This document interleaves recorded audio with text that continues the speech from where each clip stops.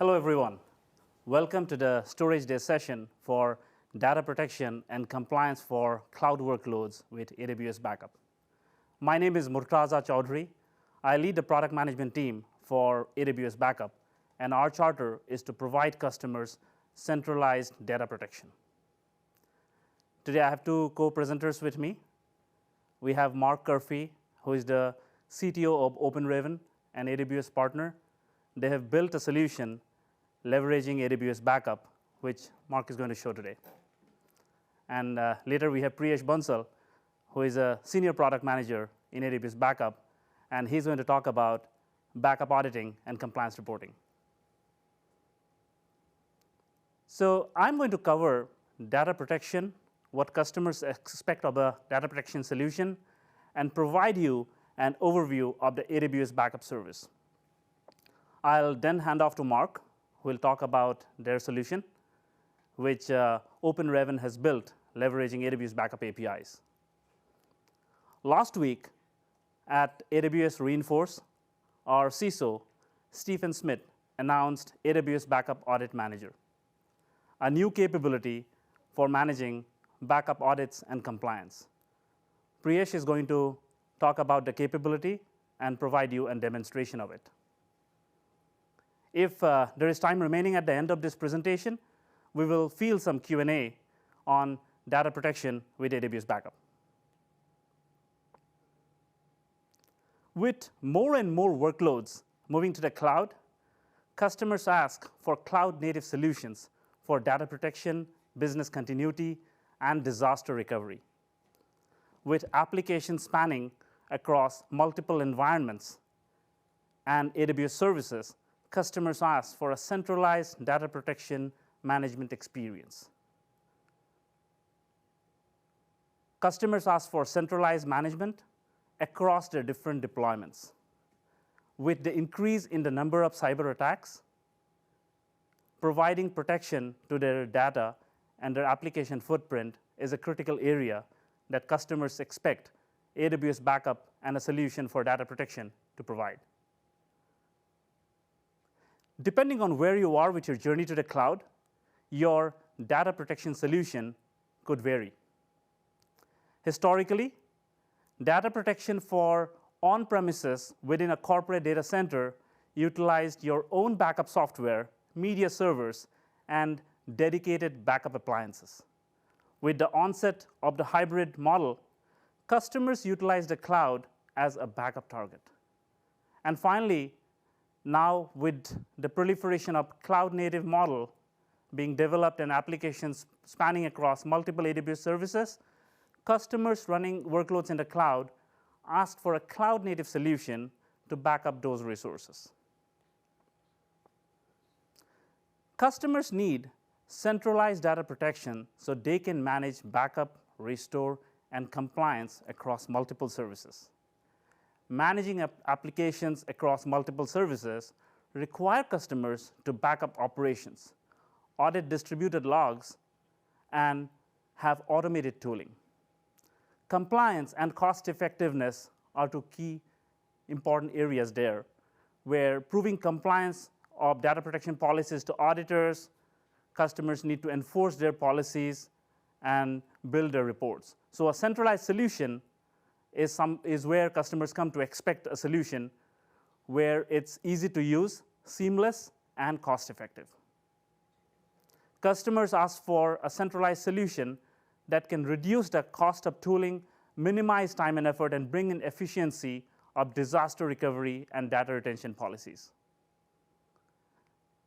In 2019, AWS launched AWS Backup to enable you to centralize and automate data protection across multiple AWS services. It is a fully managed policy-based service that allows you to use a single policy across multiple services to manage application-wide data protection. Let's look at how AWS Backup works. The main attraction to our customers has been the cloud-native aspect, being able to bring in other integrations as needed. AWS Backup is a policy-based service. To get started, customers create an artifact called a backup plan. Within a backup plan, customers can define backup requirements, such as how frequently to back up your data and how long to retain them. In order to scale and create backups across all the accounts, AWS Backup offers seamless integration with AWS organizations. Using a single backup plan across all the AWS accounts, customers can manage backups, attach all the resources spread across the accounts using tags to a single backup plan. Customers can create copies of their backups across multiple accounts and regions. Customers have multiple levels of security, and they can also do compliance reporting and auditing on top of it.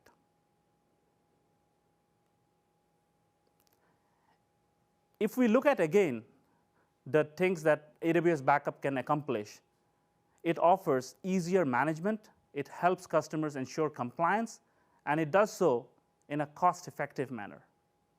Customers can protect resources across services that their applications use. Customers can demonstrate compliance of their data protection policies, and they can manage lifecycle policies of their backups as to when the backups should expire and when they should be transitioned to cold storage. With AWS Backup, you get multiple layers of security. You can centrally manage IAM policies to allow access to backup operators, enable multi-factor authentication, enable cross-account backups to make them immutable. You can have encrypted backup vaults to securely protect your data. You can enable audit tracking, and finally, you can have separation of roles for your backup storage. Now, I'd like to invite on stage Mark Curfey, the CTO of OpenRaven, to talk to you about the solution that they have built leveraging AWS Backup. Great. Thank you, Murtaza. When President Biden calls the world's tech leaders to the White House for a summit, you know that there is a big problem happening. That problem is ransomware. What the cyber gangs now are doing is, instead of encrypting your granny's laptop and charging them $100 to get the family photos back, they've moved to large data stores in the cloud. That is the problem that we've partnered with the backup team to help people prevent data breaches and recover from ransomware events if they occur. Let me show you a demo of the solution that we've built together. OpenRaven works by first you giving us access to the AWS account. That's an IAM role, which we then attach a policy to, which allows us to look at the information in the account and the services, as well as run a Lambda function to perform the data classification, and now with the backup solution, the ability to write tags to put assets into an automated backup service. What you can see from the map there is we've pulled that information back to really solve 4 core problems. Where is my data? What type of data do I have? How is that data protected from a security perspective? And who has access to it? What you're seeing on the map is not only the native data stores, but also the non-native data stores that are running on top of EC2 instances, so that you can back up everything that you have. Embedded into the platform is a policy language. That policy language allows you to define exactly what matters to you from a security perspective. Here, for instance, we have a security rule which says all financial data must be encrypted. If that data is not encrypted, we'll trigger a violation. We'll show you exactly the file where that violation occurred, give you access to the data snippets so that you can know that that data is real, and of course, link you directly back over into the console so that you can go and check those files directly yourself. When we come back to the map here, let's take a look around and understand what we might want to make sure is backed up. What you're going to see down in the left-hand case down here is actually an RDS instance. Let's go into that RDS instance. We can click into that, and what we'll see here is that, yes, indeed, we do have a security condition. In this case, that can be accessed from anywhere on the internet. But if we look at the magic backup tab up there, which is part of this new solution, you'll see that that instance is part of a backup plan and being backed up regularly. If we go back and look at some other of the data stores that are on the map, so there, for instance, we can see that this one here, we can see has access back out to the internet. We can see that we trace that back from the security group. We can also go back out, of course, to the internet and see what has access back into the data stores. So we can start to prioritize what we want to back up from a security perspective. As you can see from the map now, we can also see where data can flow through peering relationships on VPCs and back out to accounts.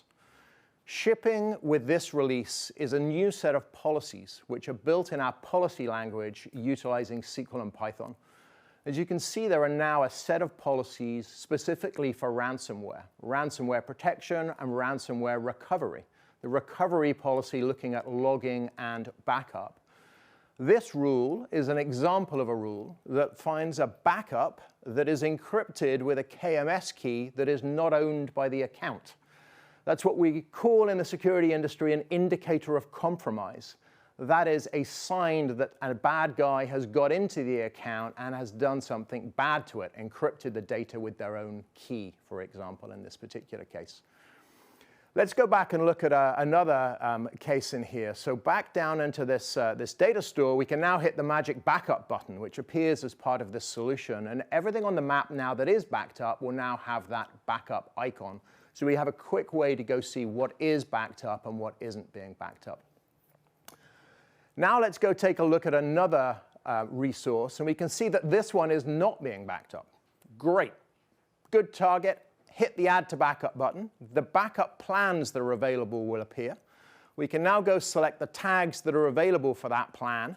And as you can see, Add to Backup plan. Next time the scheduler rolls around, that will now be backed up, knowing that we can now recover our data without having to pay the ransom to these criminal gangs.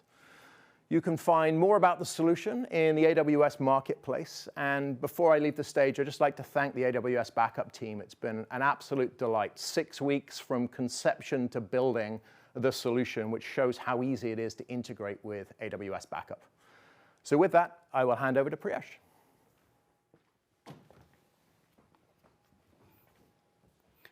Thank you, Mark.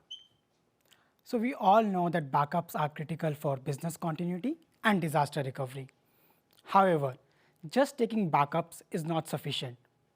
Our customers tell us that they want to make sure that their data protection policies are aligned with their business compliance goals and service level agreements. For example, let's say that you have a SLA of 24 hours. To meet that SLA, you want to make sure that you are taking your backups at least daily. Similarly, if you're working in a regulated environment, you might be subject to certain regulatory standards. For example, if you are processing any payments data, you might be required to follow the PCI DSS standard and show evidence of compliance during auditing. Now, auditing could be both internal or external and is usually focused on two broad areas. First, what data you are protecting, and second, how you are protecting it. Now, we conducted a survey of our enterprise customers and found that 80% of them are still doing auditing the old-fashioned way, where they're spending a majority of their time and effort in collecting this evidence manually. Our customers asked us to simplify this process. That's why last week we launched AWS Backup Audit Manager. It's a new capability in AWS Backup that allows you to audit and report on the compliance of your data protection policies to meet business continuity and regulatory needs. There are 3 key benefits of Backup Audit Manager. First, it helps you gain visibility into your backup environment by continuously tracking your backup activity. Second, it allows you to define your data protection policies and evaluate whether your backup practices are meeting those policies or not, and if not, you would see the non-compliance status. Third, it allows you to generate reports that could be delivered to your S3 bucket and can be presented as such they are to auditors as evidence of compliance. So AWS Backup helps you centralize and automate data protection, and Backup Audit Manager helps you maintain and demonstrate compliance to those policies. Now let's see how Backup Audit Manager works. First is resource tracking. Backup Audit Manager integrates with AWS Config to continuously track any configuration changes that you're making to your backup resources, such as a backup plan or a backup vault. You can maintain this change history within the product for 7 years and export it and show it to your auditors. Second, Backup Audit Manager also provides you pre-built governance controls that you can customize as per your data policy requirements, such as a backup frequency of 5 hours or a retention period of 6 months. Backup Audit Manager automatically evaluates if your backup activity deviates from your defined data protection policies and will prompt you to take corrective measure to come back in compliance. Third, you can generate periodic and on-demand reports and get them automatically delivered to your S3 bucket and present them as evidence to auditors. So these are the list of controls and reports that are available in Backup Audit Manager today. Let's have a quick look at the Backup Audit Manager demo. So you can get started with Backup Audit Manager on the AWS Backup console. From the dashboards page, you can go to the Get Started with Frameworks, or you can use the left navigation pane and click on Frameworks from the Backup Audit Manager section. The Frameworks page will guide you on how to use the product. As you can see, there are 2 steps. First, turning on recording for backup resources. You can go to the Manage Resource Tracking section, which will show you the steps that are required to turn on recording for AWS backup resources. Once you have turned on the recording, you can come back to the backup console and check your recording status. As you can see here, I have turned on backup recording for all of my backup resources. Now the second step is to define controls and create a framework. So you go ahead and click on the Create Framework button. You can give your framework a name, an optional description. There are 2 ways that you can create a framework. First is a default framework, in which AWS Backup has already defined your controls and parameters as per best practices. Second is a custom framework, which gives you the flexibility of defining your own data protection requirements. I'm going to select Custom Framework. Here you can see the list of 5 controls that are available today. You can choose to include or exclude any of these controls from your framework. Let's have a look at a couple of examples. The first control, backup resources protected by a backup plan, will help you track your backup coverage and identify any gaps. I can select the scope of the control to EFS, EBS, RDS, and FSX. Now what this control will do, it will look at all the resources of these resource types and see if you have enabled backups for them or not. And if not, those resources would be marked as non-compliant. Similarly, you can define your backup frequency and retention requirements in the second control. Once you are satisfied with your control scope and parameters, you can create that framework.